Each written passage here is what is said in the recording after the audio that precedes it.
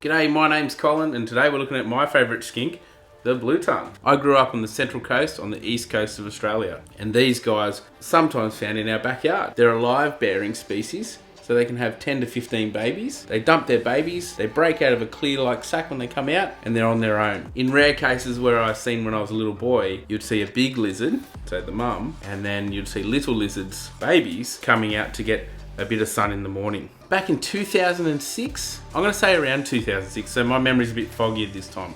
It might be a little bit earlier, but I remember going to one of the first Castle Hill reptile expos in Sydney called the Wild Expo and seeing my first albino blue-tongue skink. Now, the albino blue-tongue skink was found in the wild, brought into captivity and reproduced. And over the years, the albino gene has been worked with in captivity and strengthened.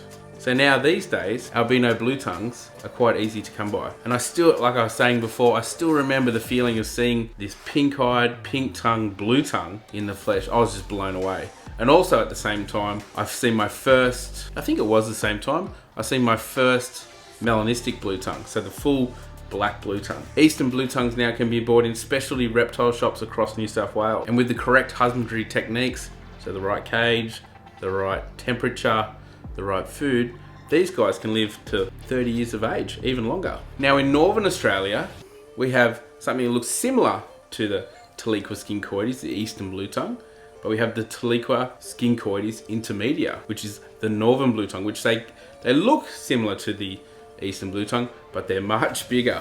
Look at the size of this girl. I mean, look at her. She's just cruising around. She wants to get up on my shoulder. Unbelievable.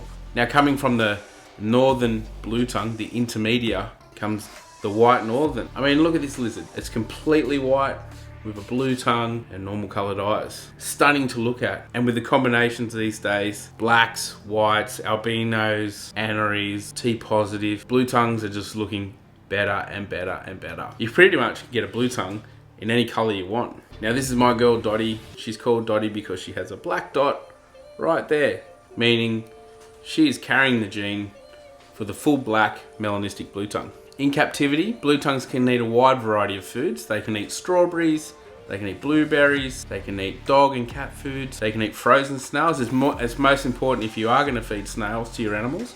Get the snails, put them in your freezer, leave them in there for a week or so, then thaw them out, then give them to your lizards. You don't want any unwanted parasites getting inside your little pets. And in recent years, along with feeding dry food, I've been feeding gel foods to my animals. Now this is the Fuzzy Fox Omnivore Mix, made specifically for omnivores, which a blue tongue most definitely is. Very easy to make up, a bit of boiling water, a bit of the mix it together, put it in the fridge, and then serve it to your animal. And the way I feed my blue tongues is I always have Fuzzy Fox pellets in the cage at all times, and then every other day they get the gel mix. And on top of that, they do get strawberries, blueberries, all sorts of things. Now within the Taliqua complex, there's also locality animals. So here we have the Centralian blue tongue, or Taliqua multifascicata, from the most arid parts of Australia. I've always loved these guys because of their tongue flick. It's just, I reckon it's just cool. Like, have a go at it. Always full of attitude. These guys are Northern Territory form. Very hard to get in Australia. Along with the multifascicata, we have Os hippitalis, the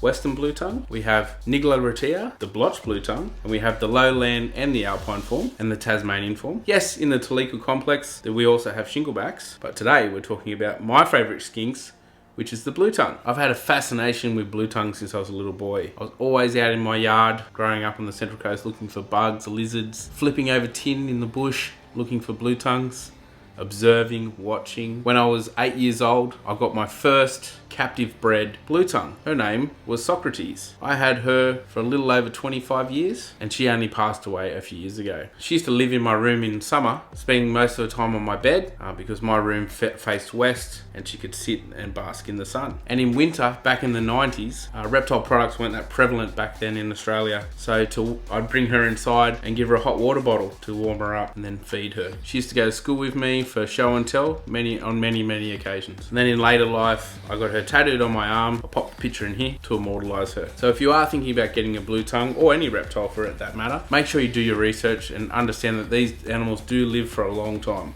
Some reptiles will even outlive you. There you go, guys. My favorite skink, the blue tongue. If you've liked what you've seen, leave me a comment below, and me and Asta will catch you next time.